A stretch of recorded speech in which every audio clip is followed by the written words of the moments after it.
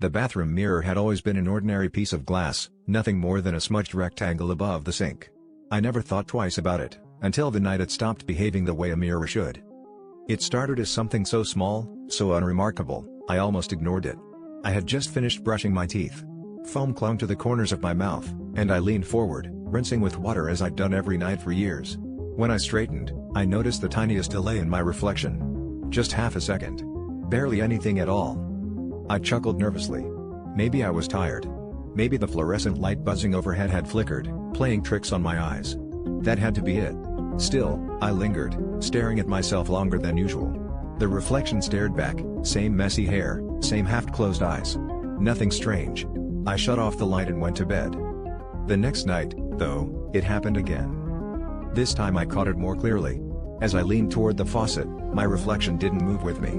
For a moment, it stood still, upright, watching. Then, suddenly, it caught up in a jerky motion, bending down as if scrambling to mimic me.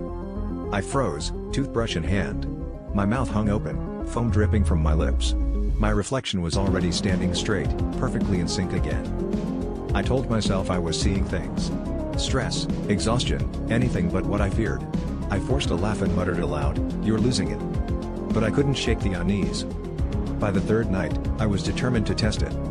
I walked into the bathroom and stared into the mirror. My reflection stared back. Slowly, deliberately, I raised my right hand. The reflection did the same. I tilted my head, blinked, opened my mouth. Perfectly synchronized. Then I made a sudden move, snapping my fingers with my left hand. The reflection hesitated. For just a heartbeat, its left hand remained motionless at its side before finally twitching upward, almost reluctantly, to match mine. My stomach turned to ice. I left the bathroom without brushing that night. The following days blurred together in a haze of paranoia. I avoided the mirror as much as I could. Shaving became impossible, I let stubble creep across my jaw. When I washed my face, I kept my eyes squeezed shut. But no matter how hard I tried, I could feel it watching me. The mirror wasn't just reflecting anymore. It was studying.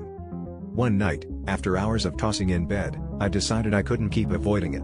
I needed to know. I needed proof. I crept into the bathroom at 2 a.m., phone in hand, flashlight casting nervous shadows across the tiles. The house was silent. My pulse thundered in my ears. I set the phone on the counter and hit record.